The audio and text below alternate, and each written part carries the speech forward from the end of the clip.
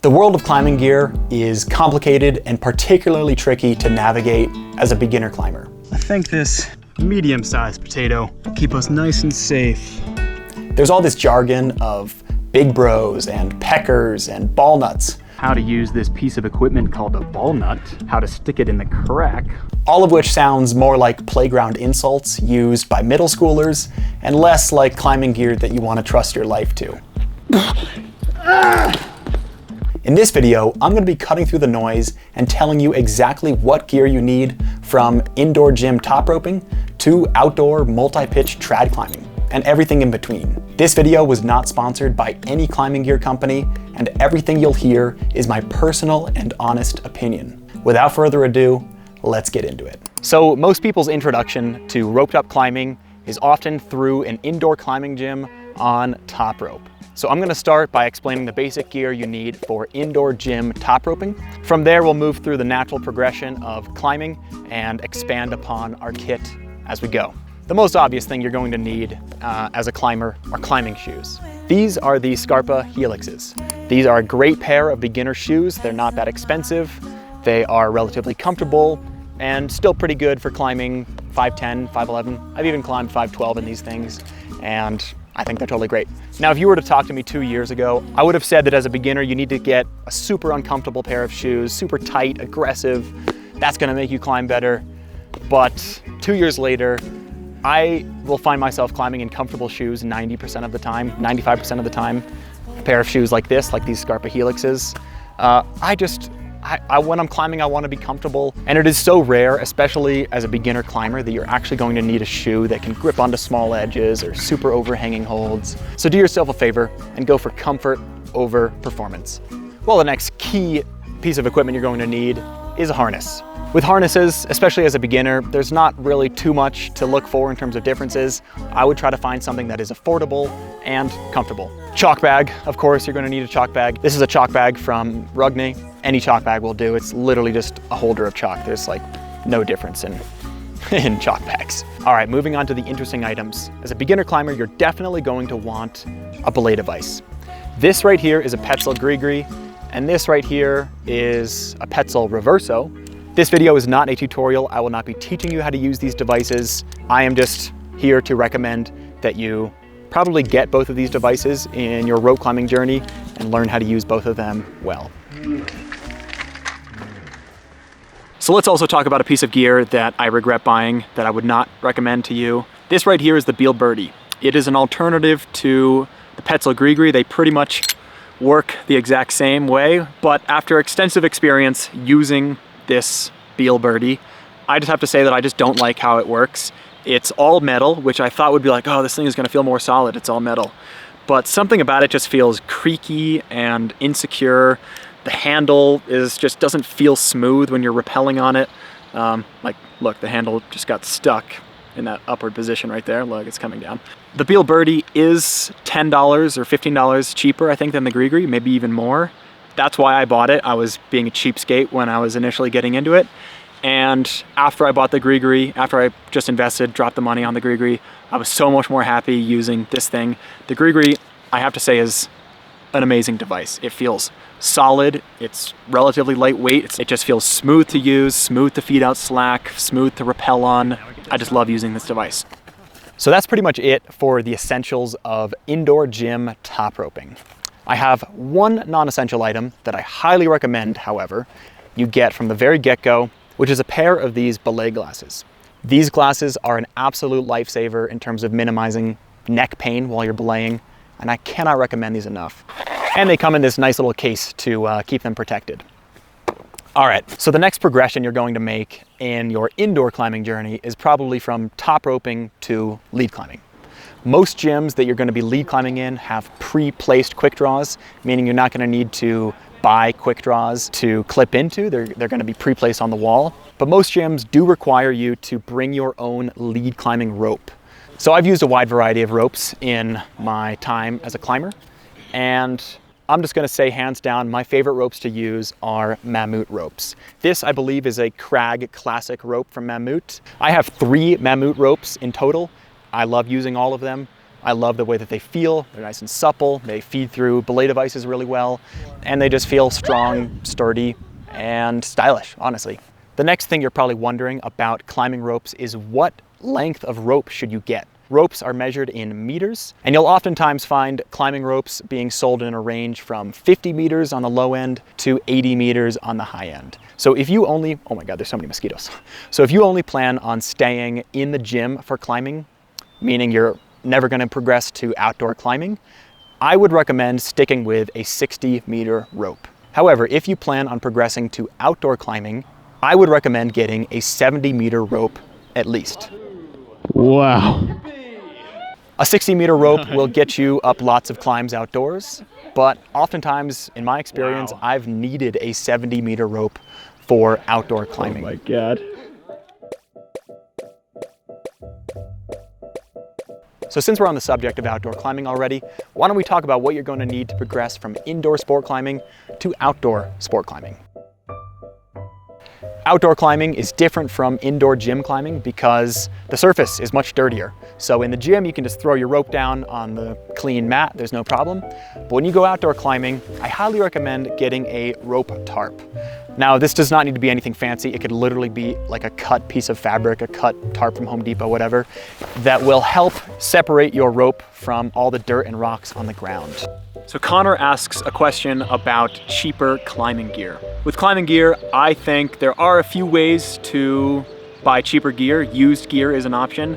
I would err on the side of caution. I would just probably buy new gear as a beginner climber. And if you're thinking about saving money, I would, rather than thinking about saving money on the front end of buying climbing gear or buying cheaper climbing gear, I would think of how can you make your gear last as long as possible and save yourself money in the long run from not having to buy new gear in the future. So that involves taking care of your rope. Your rope is a really expensive item. Put a rope tarp down, take care of your rope. Having a clean rope will also extend the lifespan of your metal climbing gear, your Quickdraws, your Carabiners. Having a dirty rope that rubs rock and dirt through those metal Carabiners actually wears those Carabiners down faster as well. So taking care of your rope, keeping it free of dirt and grime and rocks is probably one of the best things that I'm gonna recommend to save yourself money in the long run with climbing gear and save your life. As your rope starts to see more wear and tear, it can be great to perform regular sort of health checkups on it. What I'll do is I'll pinch it together and run through the whole rope like this, and you'll know that the core of the rope is still intact and in good shape if it won't really pinch together, like if it feels like there's some resistance. You'll know if it's in bad shape if it looks like this, basically, where you can pinch it together. So if your rope does have a section that's like this, be sure to cut it off and stop using that section. So on top of everything I've mentioned so far, shoes, harness, chalk bag, rope, belay device, you're also going to want to get yourself a helmet. And that's why we wear a helmet. This right here is a helmet from Black Diamond, but this one right here, I really love the look of it. I love the way it feels. I love the way it tightens up. I think it was pretty affordable, maybe like $60, $70, something like that. So this right here, Black Diamond, comes with the no cane recommendation. And the color blue, I love the color blue too. Matches with my harness and my rope and my eyes, look at that. And my Quickdraws, which we're gonna talk about next. These right here are the Petzl Dejin Quickdraws. These are my favorite Quickdraw I've ever used. I love the color, obviously. I love the carabiner, the smooth gait, the nice curve in this rope clipping gate, you know, just sort of helps me clip in the rope a little bit better. So how many Quickdraws do you need to start? Now, I would say you could probably get away, especially if you're climbing with friends, with just starting with a pack of 6 Quickdraws. Like if you have a pack of 6 Quickdraws and a friend has a pack of 6 Quickdraws, you guys can climb together, make it 12. But if you're going out on your own and you don't have anybody else who has gear, you're gonna need at least 9, but probably 12 Quickdraws to start out with.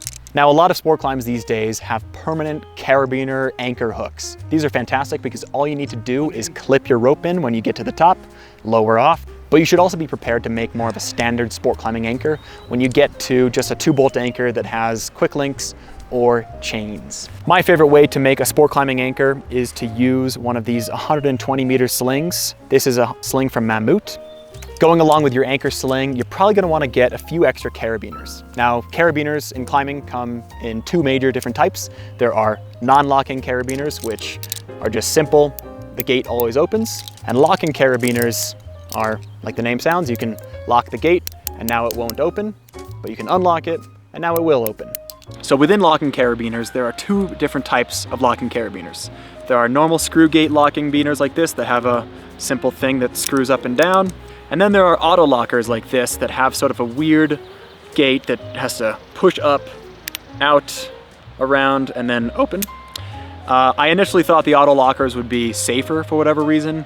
They're both equally safe, but I way more prefer to use these standard screw gate locking carabiners because, for the sole reason of, I can undo them, close them up, and open them up with one hand. With this one, for example, let me try to open it up with one hand. You ready? Usually what I have to do is I have to come in from the top and then open it like this. Also, auto-locking carabiners can kind of create a habit of complacency, and if you're using a combination of both of these carabiners, you might kind of have this instinct habit to just think that all carabiners are going to auto-lock. I'm off, Belay!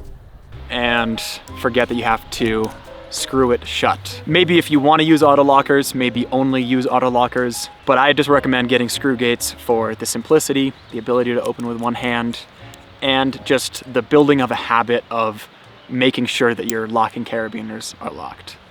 So if there aren't any permanent carabiners or mussy hooks at the top of your sport climb, you will need to build your own anchor and then clean it afterwards. Okay, anchor. And for this process, it is helpful to have some sort of personal tether or personal anchor, which is basically just a way to attach yourself to the anchor separate from the climbing rope. There are lots of great options such as Petzl adjustable personal anchors or daisy chains. For simplicity and to save a little bit of money, you can do what I do, which is just take a shoulder length sling, girth hitch it through my harness, and then use a locking carabiner. And that's a very simple personal anchor system. All right, so we have made it through gym climbing, outdoor sport climbing, and now it is time to move on to the big daddy of climbing gear. That's right, let's talk about trad climbing gear. So trad climbing gear is complicated and intimidating and expensive. So naturally, trad climbing is going to be a far more niche form of climbing than outdoor sport climbing.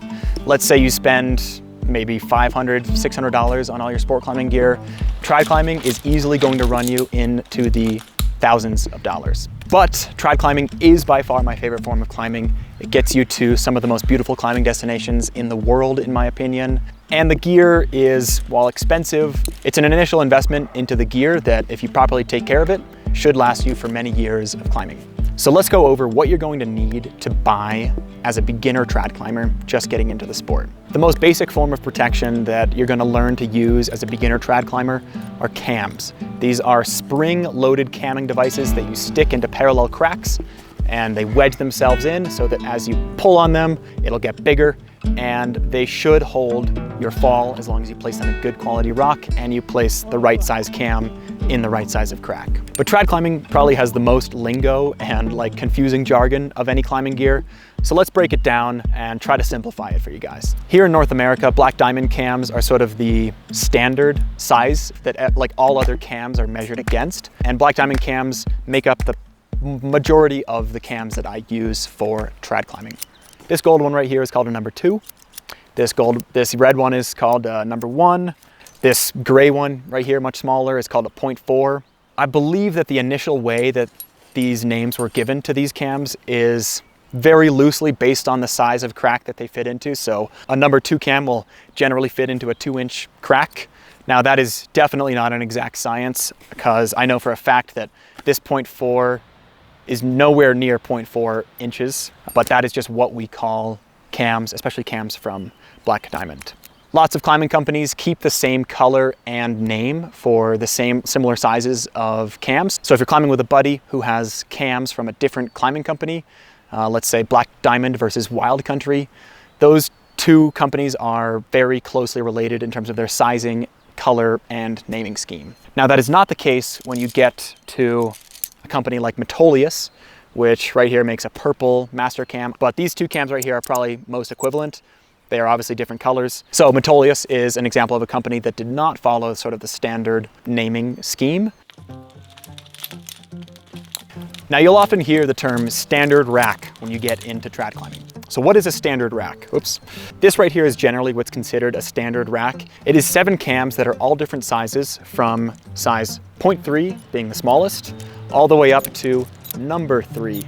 Also notice how the 3s, the 0.3s and the 3s get the same color. That's also similar for 2s and 0.2s, as well as 1s and 0.1s. So this size range of cams will work for the vast majority of trad climbs out there. And so if you're only going to start with 7 cams, start with these 7 cams from 0.3 to number 3. Generally, as a beginner, I'm going to recommend that you double up on these sizes. So that means you have 2 of each size and you make what's called a double rack. So you get 14 cams to start, sizes 0.3 to 3. Now, as you do more and more trad climbing, you're probably going to run into routes that require smaller gear than the standard rack, as well as bigger gear. So these right here are 2 much bigger cams. This is a number 4, this is a number 5. These are the only 2 big cams that I have. I am not much of an off-width climber, and I'm gonna say that these do not live in my climbing bag normally. I'm only ever bringing these cams with me if I know I'm climbing a route that requires a big piece of gear like these. Similarly, these are my microscopic cams. This is a 0.2, a 0.1, and a 0 cam. So this right here is the smallest cam that I own. It's absolutely tiny. I rarely place it, but I actually did fall on it once. It wasn't a very big fall, but it was on sandstone, which is notoriously not the most solid rock. It's a little more crumbly than other types of rock. And it did hold my weight. So gotta give this little guy credit. Place it right, and it'll save your life. These cams I will often bring with me on a climb, at least one of the small ones. These cams weigh virtually nothing, so I will almost always climb with 1 or 2 of these on my harness, just to have them. Now, buying used cams is an option to save yourself some money. This right here is a cam that I bought used, equivalent size new right here. So these are both 0.75 green cams. I bought this one used. I think it was like maybe $40 as opposed to $80 for this one new. So you'll save yourself 50% off the price maybe of a new cam. If something's wrong, squeeze it, look at it, you'll know if something's wrong with it, don't buy it. What might not be so visible is damage to the nylon sling. When I bought this cam used, I paid a company to re-sling this nylon sling. I think it cost me $10, so let's say $40 plus 10 for the sling, $50 for a used cam. I still saved myself 30 bucks, not bad.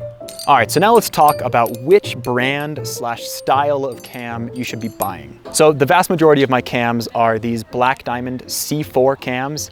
These are like the bread and butter cams. They're like the industry standard, especially here in North America. I love using these things, especially in the middle and larger sizes. The solid stem feels nice and sturdy. The only complaint that I have is that this nylon sling, which connects to the carabiner, is not extendable. If I had to go back and do it over again, I would replace my Black Diamond C4 cams with Wild Country Friends, which almost look identical to these, but the only difference is they actually have an extendable sling. And having an extendable sling is really helpful for reducing rope drag when you're trad climbing, as well as keeping your rope from running over sharp edges or around corners. So my recommendation to any beginner trad climber would be to buy the Wild Country Friends from this size, which is 0.75 green, all the way on up. But what about the cams that are smaller than this? That is where my absolutely favorite cam comes in, which is the Z4 cam. What I absolutely love about the Z4 cams is this super flexible stem. You can bend it all the way back, it bounces back to its original shape, which means these things, if you were to place them in a horizontal crack, let's say, you place it like this, it's hanging over like this, you fall like this on it, it's not gonna damage the cam.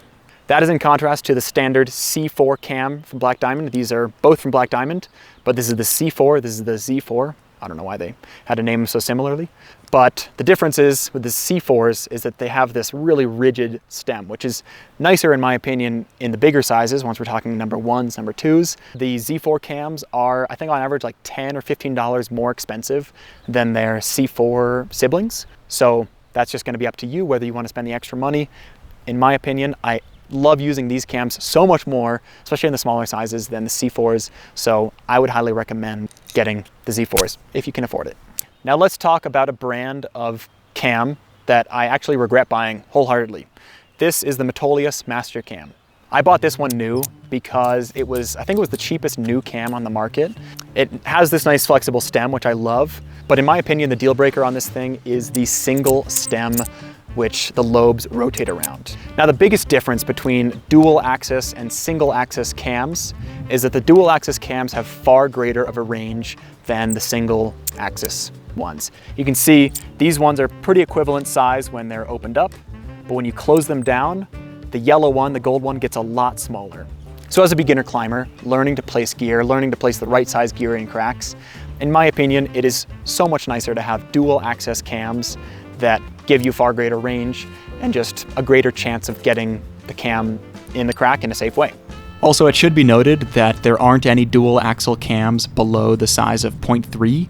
So if you're buying cams in this size, you can basically buy any company because they're all gonna have pretty much the same range. They're all single axle cams. So I actually do have a smaller Metolius cam and I do like this one. I do not regret buying it. So I'm not trying to diss all of Metolius cams, just the larger ones that could be dual axle. And here's a pro tip for extending the lifespan of your cams. Sometimes cams after a while can get kind of squeaky, maybe even a little bit stuck in certain parts of their movement. You can buy a cheap bottle of this cam lube. It's basically just glorified WD-40, and then sort of get that all up in the springs, pull the trigger of the cam a few times, and the springs in the cam should now feel a lot smoother and work almost as if they're brand new. The next most common piece of protection that you're going to be placing in trad climbing are nuts, or stoppers, or wires. Nuts are a lot more straightforward. They are just a piece of metal attached to some cable, and they're shaped like a V, so you place them in V-shaped constrictions rather than parallel cracks. I'm going to recommend that you get a good set of, let's say, 7, 8, 9, 10 stoppers that come in a range of small to big. Now, stoppers are generally pretty cheap, brand new, but you can also save yourself some money by buying used nuts. Just be sure to, I mean, it's not a mechanical thing, so there's nothing really that mechanically will go wrong with nuts, obviously, but just be sure to inspect the cables, make sure that none of the cable metal fibers are torn apart. Pretty obvious stuff, just make sure it looks like it's in decent shape. Now, along with your set of nuts, you're also gonna want to get yourself a nut tool, which is, funny enough, what they called me in high school. A nut tool is very simply just a skinny piece of metal that you can use. You can stick it in the crack to help get out a nut that is basically become wedged in the crack if you've fallen on it or if you tugged on it a little bit too tight. Using one of these to get nuts unstuck is really helpful. So when I'm trad climbing, I like to carry up a combination of sport quick draws to extend various pieces, as well as Alpine Quickdraws. An Alpine Quickdraw is very simply one of these slings with 2 carabiners that is extendable. There are 2 main reasons we like to use Alpine Quickdraws. One is to reduce motion in between the rope and the protection so as to not move the protection in the rock. And the other reason is because we want extension. So sometimes we're not climbing cracks that are straight up and down, sometimes it's a meandering route. And using Alpine Quickdraws to extend our protection can allow the rope to feed up and down in a straighter line, thus reducing friction and rope drag. How to make an Alpine Quickdraw, by the way. It's pretty simple. You put the sling through with the 2 carabiners like this. All you do is you pass one carabiner through the other, like so, and then clip that carabiner onto the sling, sort of folding the sling into thirds. And this right here is a solid form of the sling. Like, you could whip on this and it will hold in this position. But then if you want to extend it, you can just undo one carabiner, pull any strand, and it'll come through like that. Nice extendable Alpine Quickdraw. Highly recommend using these in your trad climbing journey. Now, lots of trad climbs these days will have similar sport climbing 2-bolt anchors at the top, but it is also equally common for there to be nothing. Like, say you're climbing a multi-pitch trad climb, you get up to the top of the first pitch, there's no bolts or anything, and you need to build your own anchor. So that will involve placing a couple pieces of protection into the crack, and then you will need a long sling like this. This is a 240 centimeter sling, super long like this, and you'll use this to connect all your pieces, equalize them, and tie a knot to create a master point anchor. If you're going multi-pitch trad climbing, you're going to want at least 2 of these.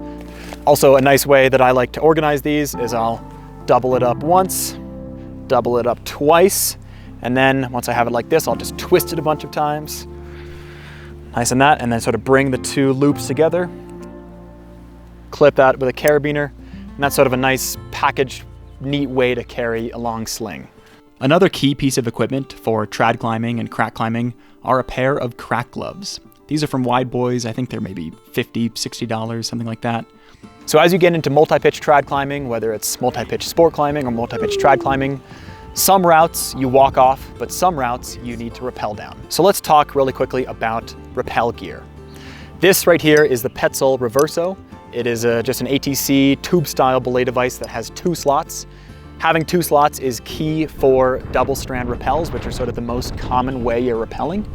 And then underneath, I'll put a hollow block.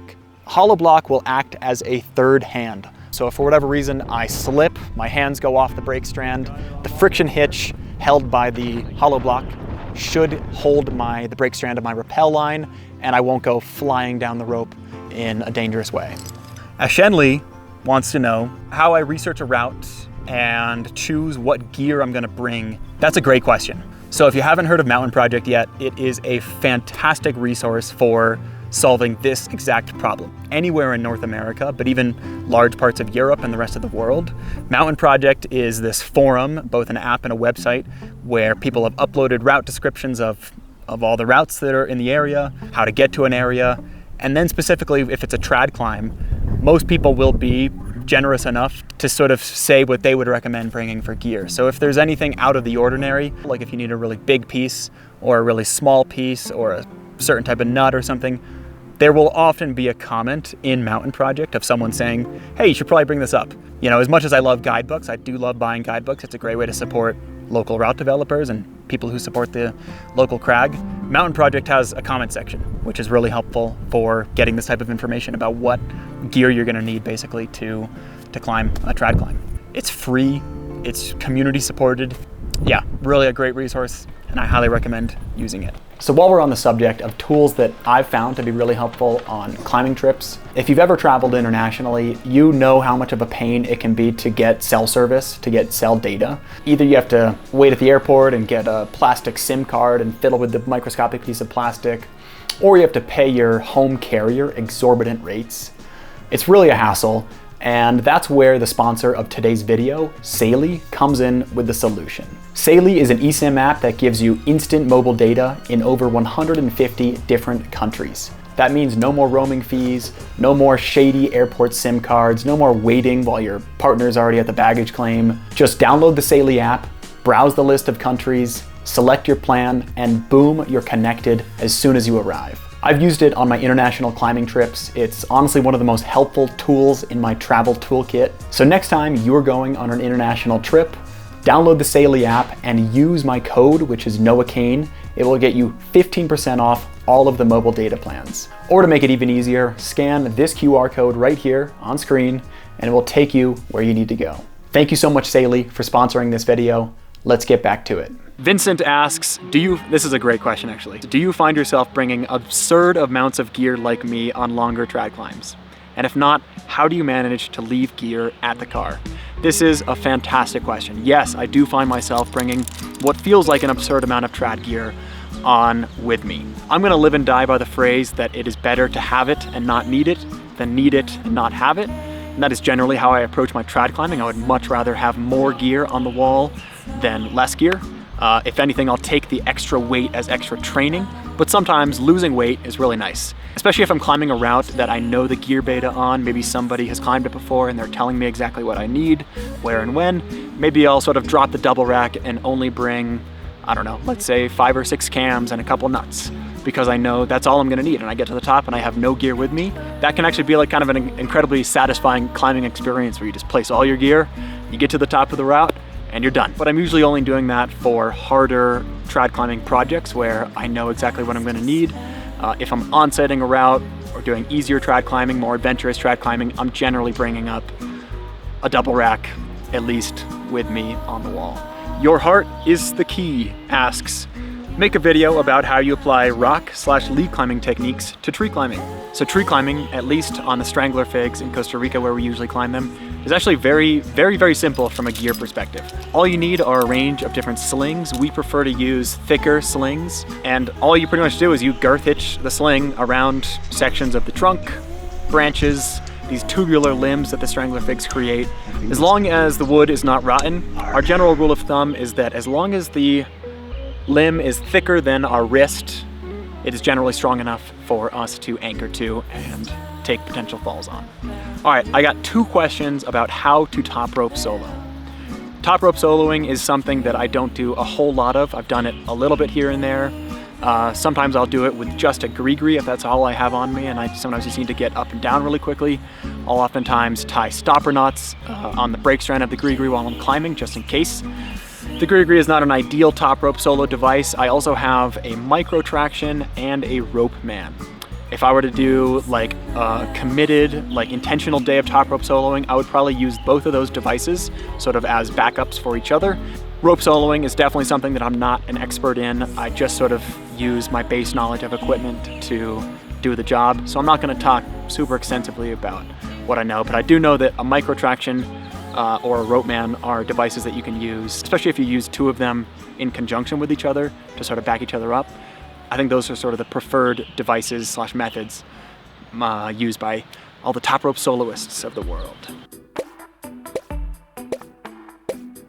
On any multi-pitch climb, I recommend having some sort of storage compartment that is not for climbing gear, but for other stuff. So usually when I'm climbing a multi-pitch, I will bring this Patagonia fanny pack with me. And in the fanny pack, I will put a radio. Usually my belayer will also have a radio too, so we can hear each other if we get really far apart on a multi-pitch. So that goes a radio, my phone, which is over there. My phone will go in the fanny pack, as well as a headlamp. This is just a normal headlamp from Petzl, pretty cheap. I think it was like 30 bucks. Multi-pitch climbing almost always takes longer than you think it's gonna take. I've definitely run into many times where I'm climbing into the dark, so having a headlamp and a way to communicate with your belayer is crucial. Now, if I'm climbing in a remote area, especially an area that does not have cell service, I will also always bring a Garmin InReach. This is an expensive piece of tech. I think it's like $400. Having an InReach that is a satellite communicator, I can send messages via satellite text message anywhere in the world, and it also has an SOS button for the most catastrophic emergency situations. Having an InReach when I'm out climbing in a remote area or climbing in an area that doesn't have cell service, for me is a total peace of mind, just knowing that if something does go wrong, that I won't be stranded without an ability to communicate with the outside world or with search and rescue services. So I want to talk about another piece of gear that I consider to be as life-saving as any of this other climbing gear that I've been talking about, and that is a sun shirt, or sun protection really. So as outdoor climbers, we're spending so many hours, countless hours, when we go out in the sunlight. And for me at least, I'm a white boy, obviously. Skin cancer runs in my family. My twin sister has had melanoma, and recently I even went to the dermatologist and they removed a mole off of my back that they thought looked suspicious. Thankfully it wasn't cancerous yet, or I don't know, it was like maybe pre-cancerous or something like that, so they took it off. Anyways, I'm pretty grateful. I feel like I'm still pretty young in this life, but I've had enough reminders to want to get motivated about staying on top of my sun protection. And that includes wearing, when I go out often, a sun shirt. This is a sun shirt from Patagonia. I really love it.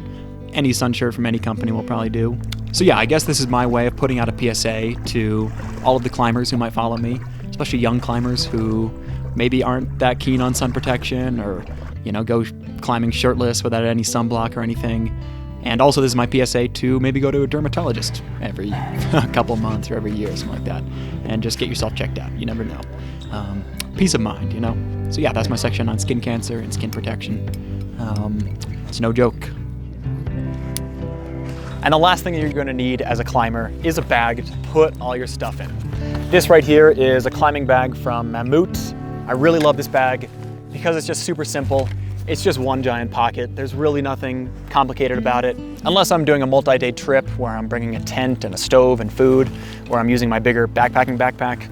I find that this Mammut crag bag fits all of my daily use climbing needs, and I actually highly recommend it. It's like, I love using this bag. It's actually just such a phenomenal product. So again, Mammut, I'm giving a lot of recommendations to Mammut, but they make good stuff, you know?